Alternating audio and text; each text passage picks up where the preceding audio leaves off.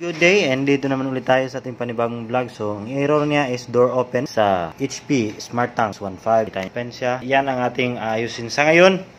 So, ang tinutukoy niya dyan ay itong door na to, ito mismo.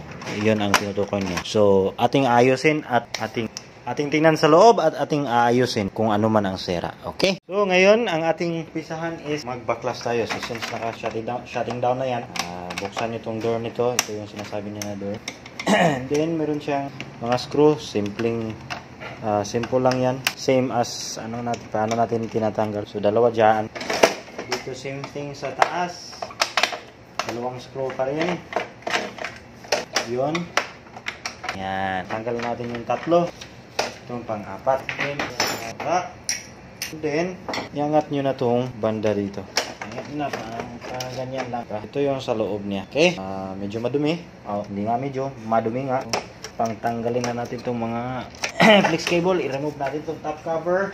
Okay? So, i-explain natin yung sensor niya. At namatay yung natin dahil low battery tayo. And then, itong cover na to, merong nakaumbok dito ganyan. So nakatusok yan dito banda. So ang mechanical niya is yan, ito, malabo talaga eh. Ito, and then ito yung tutusok niya. So pag tusok nito dito banda, aangat to. So pag ganyan, naka-close yan. So ibig sabihin nakasarado ang pinto. Pag ganyan, release mo. So naka-release, open yan. So sa kanyang sitwasyon ay hindi gumagana. So ang mechanical mismo na gumagana lang, pero ang sensor na patungo sa board may problema yata. So double check natin. So ayan guys, pag door sensor siya. So ang door sensor niya is hindi na-detect. So unlock muna natin to dahil dito siya banda. Makikita yan. Makikita natin dito. Putin muna natin itong camera. Yan. Diyan po siya nakatutok. So, ito dito banda. May flex cable yan. Patungo dito. Ito mismo. So, i-trace nyo lang tong flex cable. So, sa kanya, trace ko. At ayun, mag-repair na naman tayo nito. So, ang problema nito, flex cable lang. Tanggalin muna natin to. So, ito na yung flex cable niya. Dito lang. Pag-determine yan. So, goods naman to. Wala namang problema. Kanyang flex cable. So, imbestigahan natin bakit nga. Okay? Imbestigahan natin. Ito, check muna to yung continuity kung okay pa ba. Okay? Upon checking, mayroon siyang isang linya na putol. So, sa unang tingin, hindi mo maklain na wala siyang putol. Pero, pag i-testing nyo sa multi-tester continuity test is meron talagang kulang na linya. So, i-trace natin na kung ayan, ito. Meron kasing ngat-ngat ng daga dito. Pero duda ko hindi naman to siya ang dahilan. Pero merong isa kalinya na kulang. So ngayon, palitan muna natin to bago i-repair. Mamaya i-repair ko. So okay. So ayun guys, confirm. Dito banda is putol siya. Ito putol. So kiniskisan ko dito at saka dito. So hindi siya connected. So ibig sabihin, putol. So next gagawin natin is i-repair ko na lang muna to. So, kasi confirm na eh. Wag muna natin itong palitan ng iba. Repair lang natin. Jump lang natin ng wire. Solda, kumbaga. Okay? Ito ang ating gamit. Wire, jumper wire, tapos soldering iron, soldering lead, and then saksak na natin to para gumana na at masolda na natin. Masolda ko pala. Hindi natin. Masolda ko. Ihinang natin to, and then hindi kay bugno man eh. Bye. Bugnaw. So, pinainit ko muna to. Check natin, hindi pa. So, ayan. Tayo ng soldering iron. Lagyan ng lead. At ito, idugtungan natin to. Natin kung log. Jump natin dito. Yan, timing natin. Yan, natin. Din, itong isa. Then natin. Yun. So, ayan. Na-jump na natin. Tingnan natin kung gagana ba. Yan. So, test natin dito ang connectivity niya. Okay. Sige nga. Testing natin. Yun. Tumagos na. Then, dito banda. Yun. Tumagos na. So, ngayon, since tumagos na, ibalik na natin dito sa kanyang printer. At, ayun na nga. Tapos na natin dugtungan. So, ito na yung finished products ko. Finished product. Yan. So, ito. Nadugtungan na natin to. And then, since naka-open, open insulator, walang insulator, nilagyan ko lang ng tape na transparent. So, okay na yan. Goods na yan. Okay. Pagkatapos niyan, i-testing na natin dito sa kanyang system kung gagana ba. Pero duda ako, gagana to. 100% to eh.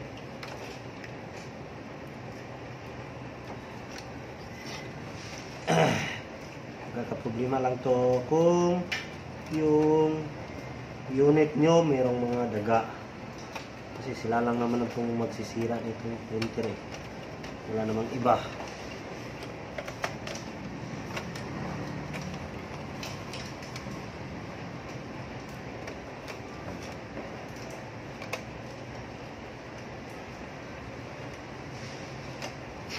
Okay. So ilagay ko na, and then ang kanyang sa loob ng printer ay meron talagang mga ano ng daga. Ihi at maamoy ko nga naman dito. So ang dahilan niyan bakit siya nasira ay ang daga kinakagat. Buti nga lang yun lang ang nagka-problema. So ang next gagawin ko is i-eliminate natin doon sensor. Kung mawala na, proceed tayo sa print quality. Kung okay na, and then bigyan na natin sa customer to. Okay? Testing.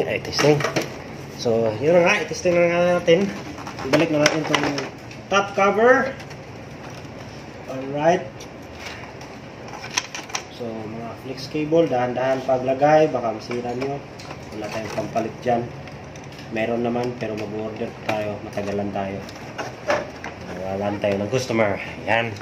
So ngayon, pwede ko yan isarado at pwede ko rin yung kalsuhan dito, pero gusto ko ganyan. And then, power on. Oops. Yan, power on na. Atras natin. Yan. Okay. Hintayin lang natin mag-boot up at mag-print na ulit. So, tingnan natin kung sa screen niya is meron ba talagang error. Ayan, parang ganyan. Ito natin. Testing natin itong printer kung gagana.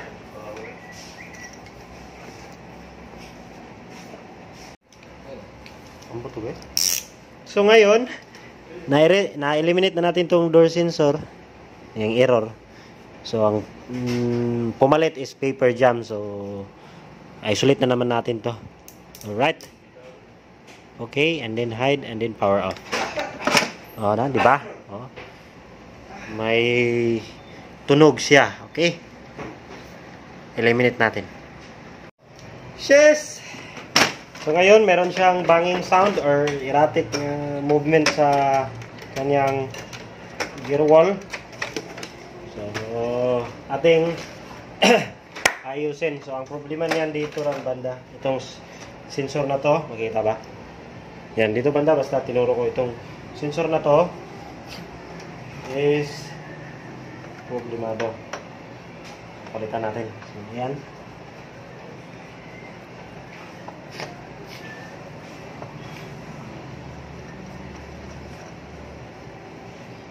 Kumalo naman tong problema na to. So, ito. Uy. Dito na pala to. So, ito. Yan, makikita nyo. Makikita nyo naman. Basang-basa sa ihi ng daga. Palitan natin to muna. Ito ay tinatawag na walang pangalan dito. Basta sa door sensor to. Sa encoder disc. Okay?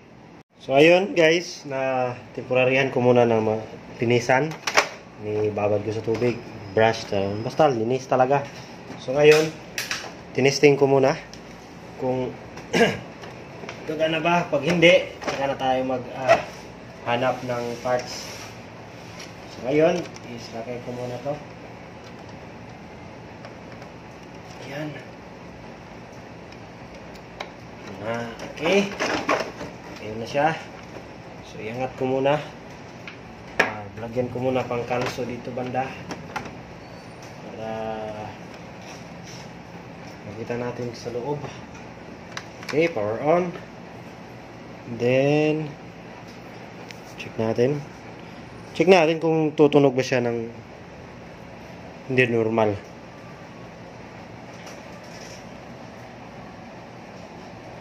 Okay, almost there.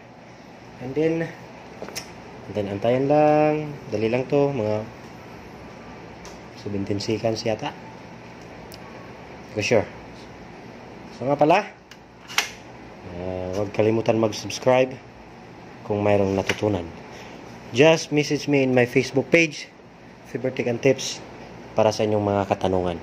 Sa mga parts, mahirapan tayo dyan. So ngayon, yan. Tumino na siya. So linis lang pala ang katapat. And then, ayun. Wala na siyang error. Makita natin dyan. Focus. Paper. Kulang sa papel daw. Teka lang ha.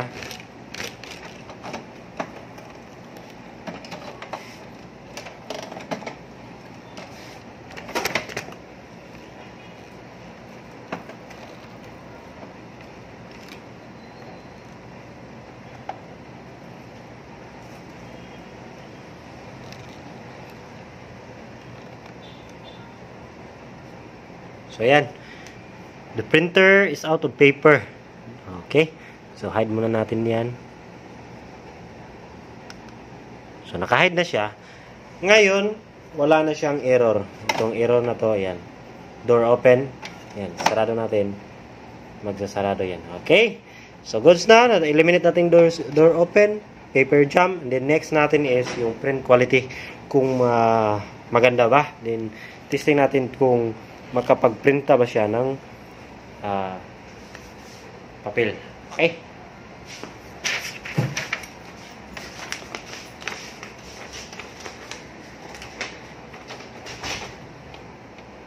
So, nakalagay na tayo ng papel. Okay lang tayo modify dahil size A4 yan. And then done. Okay? Then, mag-perform tayo ng i-perform natin ang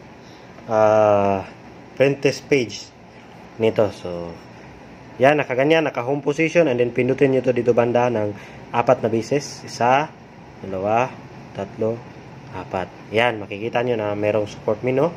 Pasukin, and then dito arrow, pasukin. And dito sa reports menu, okay. And then print, make button tap. So, ang ilagay natin dito is code number 10 para makapag-print tayo. Okay, printing. Test natin. At, ayan.